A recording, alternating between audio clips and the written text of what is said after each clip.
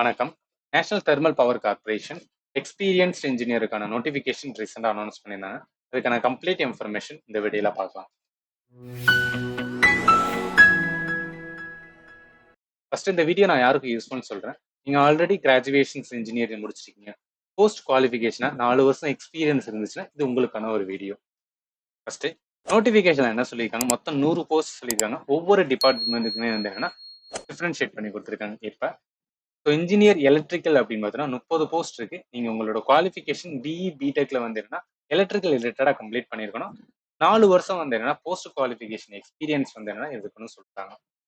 அடுத்து இன்ஜினியர் மெக்கானிக்கல்ல வந்து என்னன்னா 35 போஸ்ட் கொடுத்துருக்காங்க. ஸோ அதுக்குமே தனித்தனி வந்து என்னன்னா நீங்க குவாலிஃபிகேஷன்ஸ் வந்து மெக்கானிக்கல்ல முடிச்சிருக்கணும். அதே மாதிரி 4 வருஷம் எக்ஸ்பீரியன்ஸ் இருக்கணும்.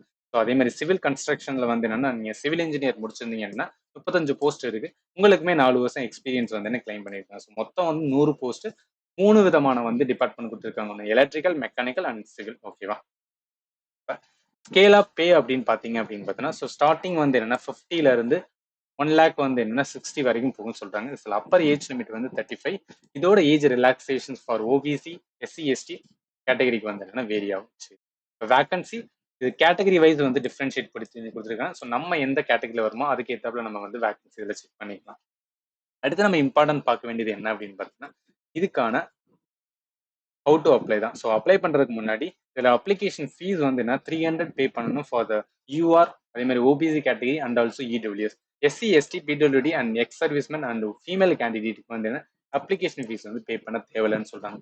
நம்ம பே பண்ணுற மோடு வந்து ஆன்லைன் மோட் ப்ரிஃபரபிளாக பண்ணுங்க. ஏன்னா அதுல இருந்து ஈஸியாக பண்ணிடலாம். ஸோ ஆஃப்லைனை விட.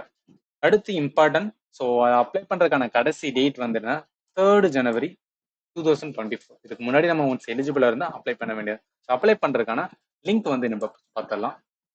career.ndpc.go.in recruitment கோல சர்ச் பண்ணினா இந்த மாதிரி அவங்களோட அஃபிஷியல் வெப்சைட் வந்து என்ன ஓப்பன் ஆகும். இதுல கீழே நீங்க ஸ்க்ரோல் பண்ணிட்டே வந்தீங்கன்னா அந்த நோட்டீஸ் போர்டில் இருக்கும், இங்க இருக்கும். ஸோ எக்ஸ்பீரியன்ஸ் இன்ஜினியர் அதுக்கான வந்து என்னன்னா நீங்க அட்வர்டைஸ்மெண்ட் பார்க்கணும் அப்படின்னு பார்த்தீங்கன்னா இதை கிளிக் பண்ணி செக் பண்ணிக்கலாம். ஆர் எல்ஸ் டேரெக்டாக நீங்கள் அப்ளை பண்ணணும்னா இதை நீங்கள் கிளிக் பண்ணீங்க அப்படின்னு பார்த்தீங்கன்னா ஸோ டேரெக்டாக அப்ளை பண்ணுறதுக்கான லிங்க் வந்து என்னன்னா ஓப்பன் ஆயிடும். ஸோ அதை வச்சு நம்ம வந்து என்னன்னா பேசிக் கொடுத்து அப்ளை பண்ண வேண்டியதான். ஆல்ரெடி லாகின் ஆயிருந்துச்சுன்னா லாகின் கொடுக்க வேண்டியதான். ஸோ நியூ யூசர் ரெஜிஸ்டர் கொடுத்து நம்மளுக்கு வந்து பேசிக் டீடைல்ஸ்லாம் கேட்பாங்க, அதை கம்ப்ளீட் பண்ண வேண்டியது. நீங்கள் அப்ளை பண்ணும்போது எனி டவுட்ஸ் இருந்துச்சுன்னா வீடியோட கமெண்ட் செக்ஷன் மென்ஷன் பண்ணுங்க. இந்த நோட்டிஃபிகேஷன் ப்ளஸ் அப்ளை பண்ணுறாங்க ரெண்டுமே இந்த வீடியோட டிஸ்கிரிப்ஷன் பாக்ஸில் நான் ப்ரொவைட் பண்ணுறேன். நீங்கள் டேரெக்டாக கிளிக் பண்ணி வந்து செக் பண்ணி பார்த்துக்கலாம். Finally, thank you for watching and have a nice day.